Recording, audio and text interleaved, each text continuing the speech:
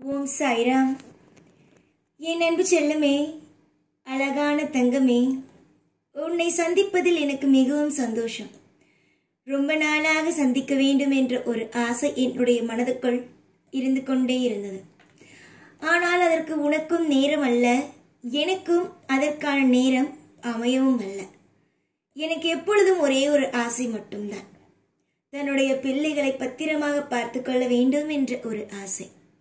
அது எந்த தாயாக இருந்தாலும் எந்த தகப்பனாக இருந்தாலும் அந்த ஆசையானது கடைசி நிமிஷம் வரைக்கும் இருந்து கொண்டேதான் இருக்கும். எதுவுமே ஒரு தாய்க்கோ ஒரு தகப்பனுக்கோ ஒரு ஆசை என்பது இல்லாமல் ஆகாது. எல்லாமும் ஒரு தாய்க்கும் ஒரு தகப்பனுக்கும் தன்னுடைய பிள்ளைகள் சீரும் சிறப்புமாக ஒரு நல்ல வாழ்க்கையை வாழ வைக்க வேண்டும் என்றும் ஒவ்வொரு நிமிஷத்திலேயும் ஒவ்வொரு நாளும் ஏற்றங்களை கொடுக்க வேண்டும் என்றும் தான் தோன்றும். அதே மாதிரிதான் எனக்கும் உன்னுடைய வாழ்க்கையை நான் செழிக்க வைக்க வேண்டும்.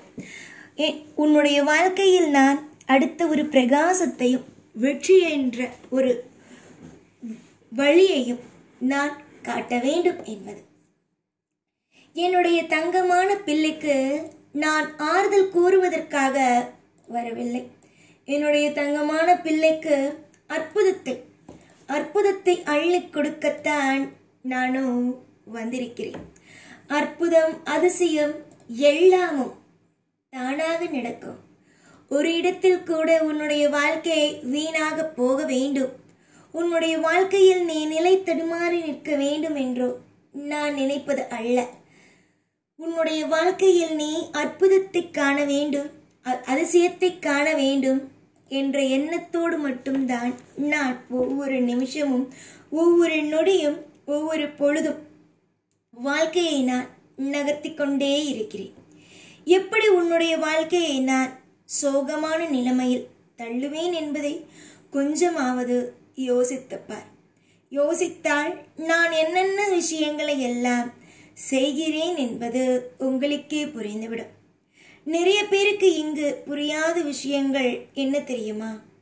தெய்வங்கள் நம்மோடு இருக்கிறதா, தெய்வம் நமக்கான நல்ல விஷயங்களை செய்யுமா என்பதுதான். எப்படி தெய்வங்கள் உங்களுக்கு நல்ல விஷயங்கள் செய்யாமல் இருப்பார்கள்? முதலில் நீங்கள் அதை யோசித்தீர்களா? தன்னுடைய பிள்ளை நன்றாக இருக்க வேண்டும் என்று நினைப்பதுதான் தெய்வம். அப்படித்தான் உன்னுடைய வாழ்க்கையில் தெய்வமாகிய நான் ஒவ்வொரு விஷயத்தையும் நகர்த்தி கொண்டே இருக்கிறேன். கவலைப்படுவதற்கு இங்கு ஒன்றுமே அல்ல. கவலை என்பது யார் பட வேண்டும் நன்றாக தெரியுமா? அது யாருமே இல்லாதவன் தான் பட வேண்டும். யாருமே துணையே இல்லாதவன் தான் கவலை என்ற ஒன்றை பட வேண்டும். ஆனால் நீ கவலை என்ற ஒன்றை பட வேண்டும் என்ற அவசியம் ஒருபொழுதும் அல்ல. இப்பொழுது நான் சொல்லும் விஷயங்கள் உனக்கு மிகப்பெரிய ஒரு ஆறுதலாக இருக்கலாம், இல்லை மிகப்பெரிய ஒரு மாற்றமாக இருக்கலாம். ஆனால் நான் மட்டும் உனக்கு சொல்லும் ஒரே ஒரு விஷயம், நீ எப்படி வேண்டுமானாலும் எடுத்துக்கொள். ஆனால் இந்த சாய் இருக்கிறேன், வழி காட்டுவேன், நல்ல வழியை உனக்கு நிச்சயமாகவே கொண்டு வருவேன் என்பதையே நம்ப வேண்டும். நிறைய பேருக்கு உதவி செய்திருக்கிறேன். அவர்கள் கேட்கும் பொழுது உதவியை வாரி வாரி வாரி வாரி நானும் வழங்கியிருக்கிறேன். ஆனால் உன்னிடம் நான் பேசும் பொழுதுதான் எனக்கு தோன்றும், எப்படியாவது இந்த பிள்ளை கூடவே இருக்க வேண்டும் என்று. அப்படி ஒரு பிள்ளைதான் நீ. எல்லா விஷயத்திலேயும் சுற்றி இருப்பவர்களும் வாழ்க்கையில் ஒவ்வொரு கட்டத்திலேயும் மற்றவர்களையும் நலமோடு வாழ வைக்க வேண்டும் என்பது உன்னுடைய ஆசை. அதே மாதிரிதான் என்னுடைய ஆசையுமே.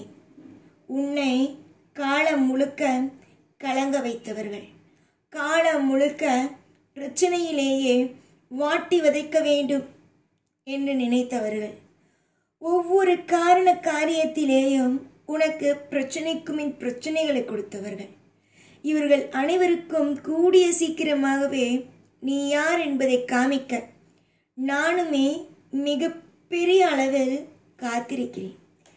ஒவ்வொரு பிள்ளைகளுக்கும் முன்னும் பின்னும் யார் இருக்கிறாய் தெரியுமா? தெய்வம்.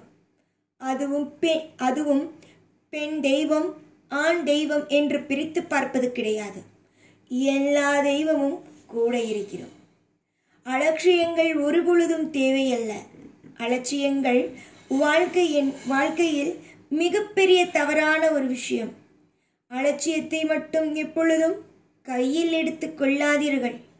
அலட்சியங்களை எப்பொழுதும் வாழ்க்கையில் முக்கியமான கட்டத்திற்குள் வைத்து விடாதீர்கள்.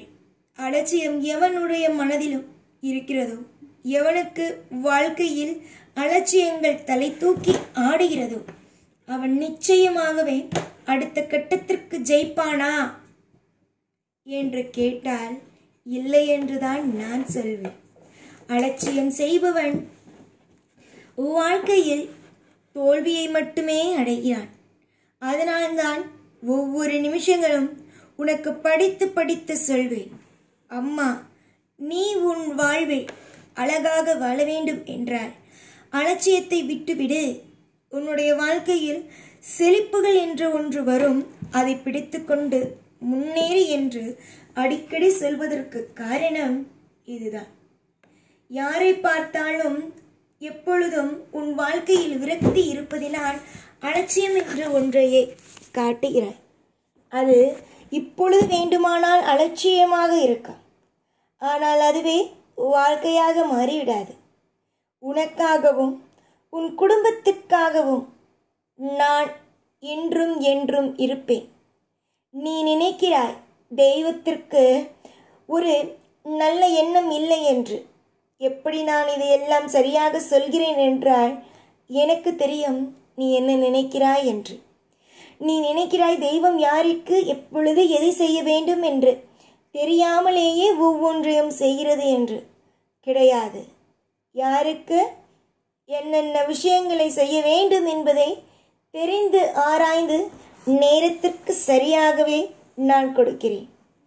வெறுப்புகள் வேண்டாம். வாழ்வில் சுபங்கள் என்ற சில விஷயங்கள் உனக்கும் உண்டு. சுபத்துவங்களும் நடக்கும். அதே நேரம் வெற்றியையும் நீ சூடுவாய்.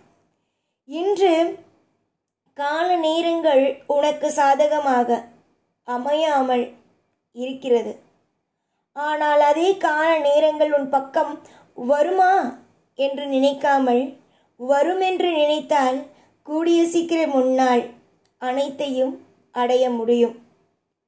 இங்கு நிறைய பேர் செய்யும் தவறே தெய்வத்தையும் நம்பாமல் தன்னைத்தானே நம்பாமல் இருப்பதுதான்.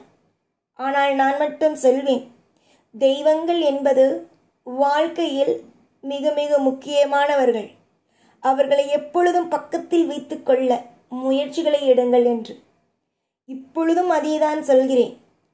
என்னை மட்டும் அல்ல, எந்த தெய்வமாக இருந்தாலும் வணங்கு. நீ வணங்க வணங்க வணங்க உன் வாழ்க்கையில் ஒரு மாற்றம் உண்டாகும். கற்பனைக்கு மிஞ்சி உன் வாழ்க்கையில் சகலங்களும் நடக்கும். நீ இப்பொழுது நினைக்கிறாய், இது நடந்துவிட்டது, அது நடந்துவிட்டது, இந்த விஷயம் நடந்துவிட்டது, அந்த விஷயம் நடந்துவிட்டது, இது ஏதோ விஷயங்கள் தவறாக இருக்கிறது, இது விஷயம் உங்களுக்கு அசிங்கமாக இருக்கிறது, அழகாக இருக்கிறது என்று ஒவ்வொரு நிமிஷமும் மாறி மாறி மாறி மாறி வரும் எண்ணங்கள். ஆனால் நான் மட்டும் சொல்வேன், யார் வேண்டுமானாலும் எது வேண்டுமானாலும் சொன்னாலும் நீ நிதானமாக இரு என்பதை. எப்பொழுதும் எல்லா நாளும் உன் கூடவே இருந்து உன்னை வாழ வைத்து அழகு பார்ப்பேன். இந்த சாய்நான். ஓம் சாய்ராம்.